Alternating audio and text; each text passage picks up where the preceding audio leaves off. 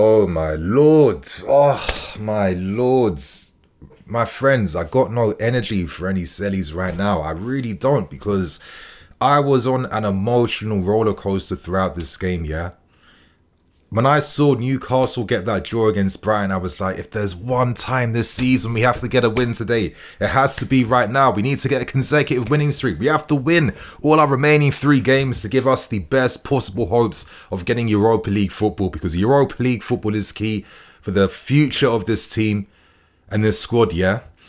And when I saw Hudson-Odoi's curler, that beautiful curler, bottom right corner, the curler he's been showing throughout this month, honestly, I thought it was over.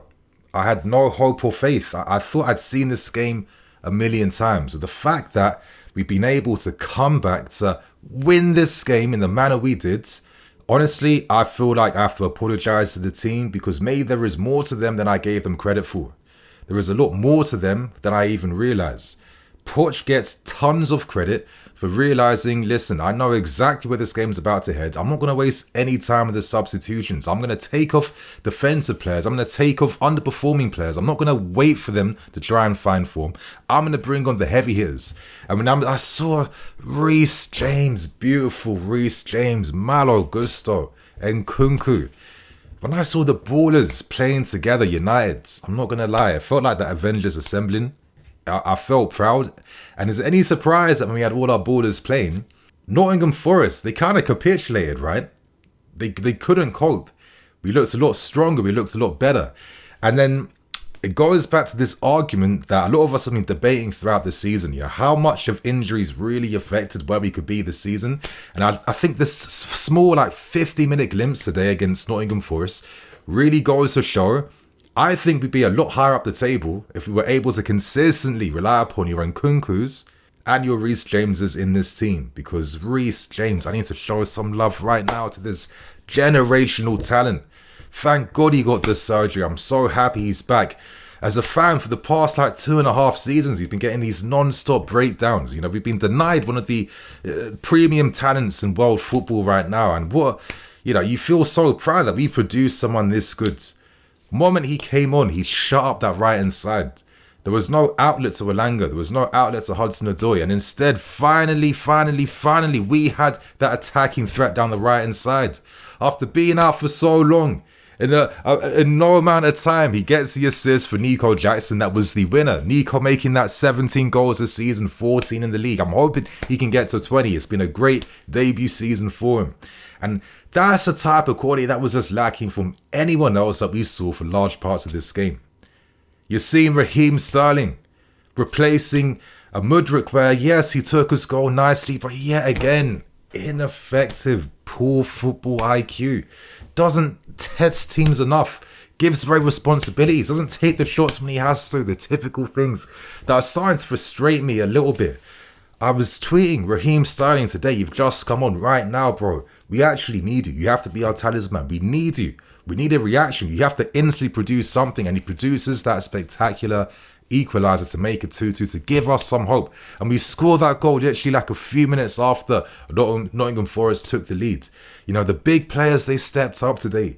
They stepped up. They made it matter. And just seeing how Nottingham Forest couldn't cope in the end, it just made me think, again, if we could rely upon a lot of them consistently throughout the season, where would we be? You know, if Raheem Sterling was playing alongside the better players, if he had the luxury of having like a Cole Palmer, who, I'm going to touch upon this guy's performance later on, but imagine a Cole Palmer that was able to play on the left-hand side a lot more throughout the season, linking up with Raheem Sterling.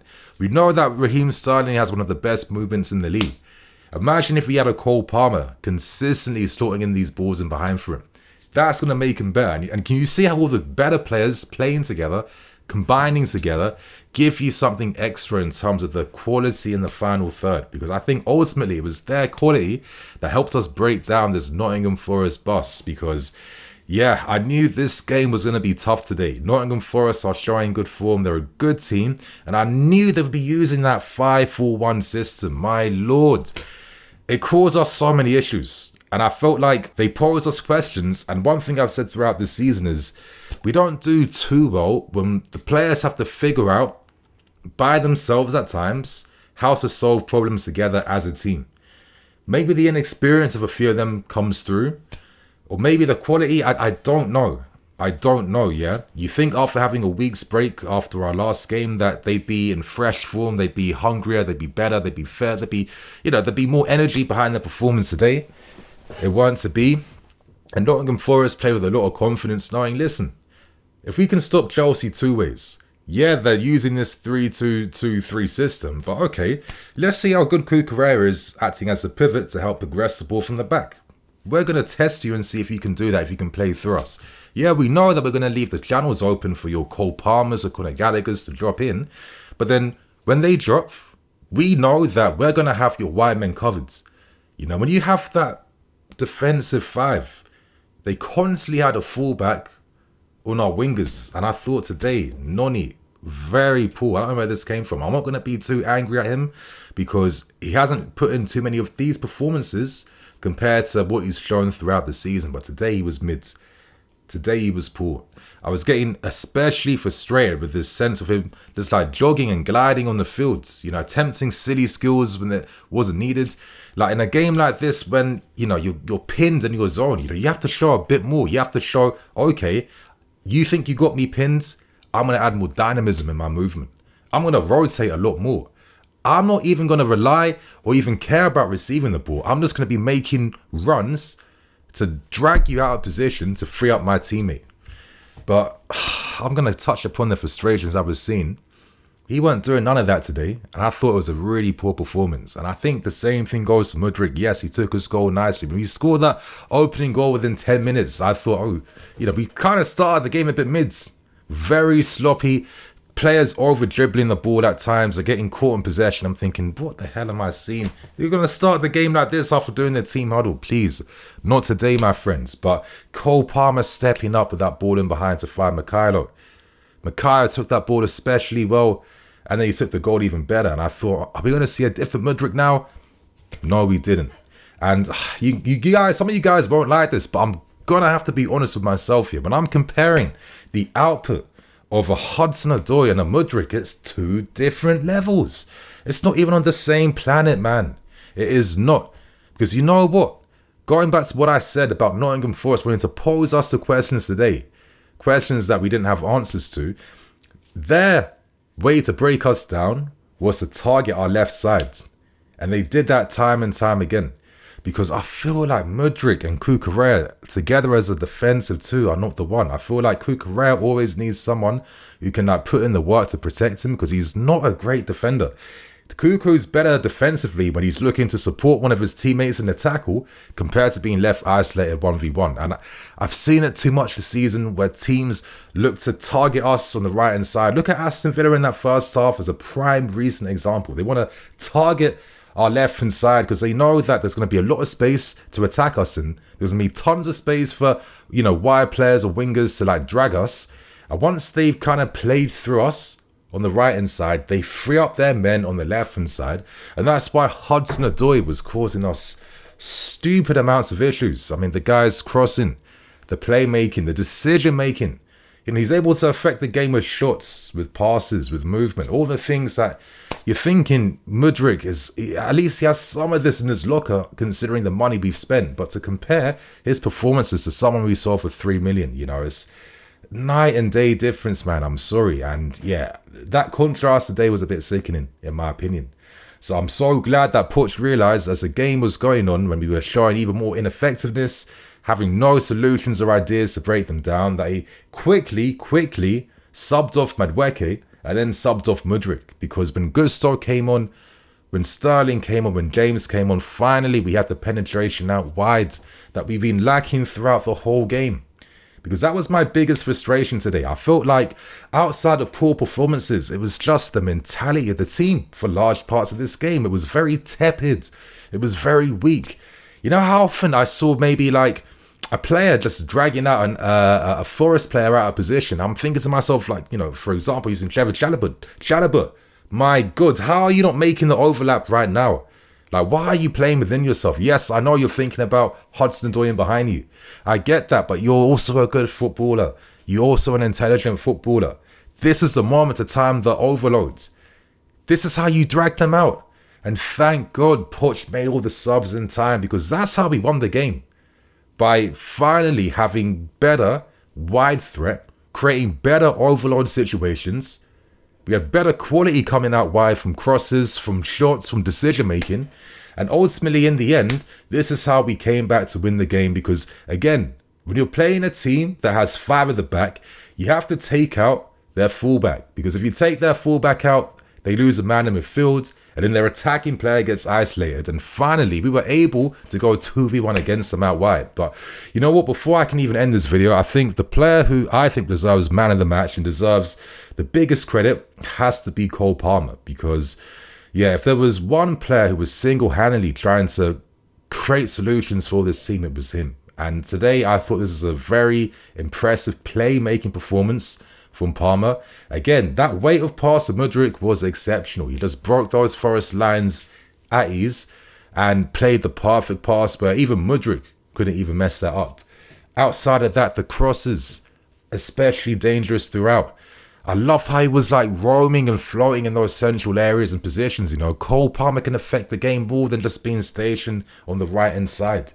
You know, he was constantly looking to do 1-2, speed up the play. The carries, winning free kicks for us as well too. And I think when he finally had the big boys coming on near the end of the game, like his qualities was shining even more. I think the guy is, as I said last month, he is getting better and better and better. And I think he's an unknown quality in this league. Even when I play him, and I'm sure for you guys as well, when we see him play, he surprises us, right? With like his, you see that little like drag back skill when he won the free kick, like. You can't coach that. That is pure footballing talent.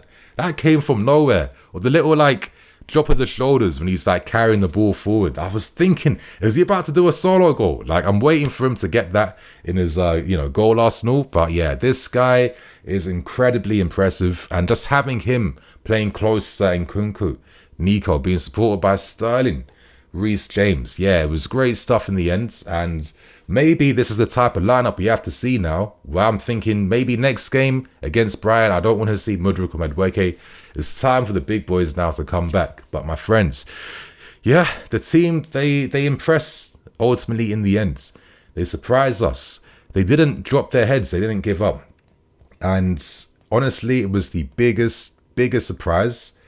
I didn't know they had it in them, and I keep saying that. I was not expecting it. I thought, to be honest with you, if the game headed in the direction I thought it was going to head in, I didn't know what I was going to say in this review today. I didn't know what I was going to talk about. I didn't know what I was going to say. I was like, oh my God. I was having an existential crisis at that point, thinking, should I even do a match review? Because, yeah, I don't know what I was going to say, but it wouldn't have been pretty. But the fact that this team completely took me by surprise with their reaction, not dropping their heads. I think this is the clearest sign, I have to say. It's the clearest sign of improvement in this team. Because, bro, we've been here throughout the season. How many times? The moment things go against us, the heads drop. And we're more likely to concede the third goal in moments like this compared to even getting an equaliser.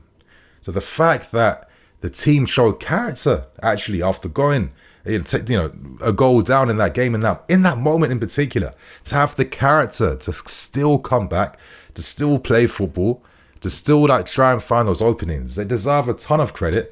And I think ultimately this goes down to Pochettino, who shepherded this team perfectly with his game management. And I think that's something I've been the most critical of Pochettino large parts of this season. The game management. How are you going to help these guys in the moments you need to? And maybe now that he understands his players, their limits, what they can do more, now that he has a full strength team that is slowly coming back, is this an example of what Pochettino could have always been doing if he had a squad like this to play with throughout the season? I hope you guys enjoy the review today, man. Hit that like button. Share your thoughts and opinions as well too. Let's try and get over 3K likes for the 3 goals we scored. And I hope you guys have a great weekend. And I will see you guys all tomorrow. Cool.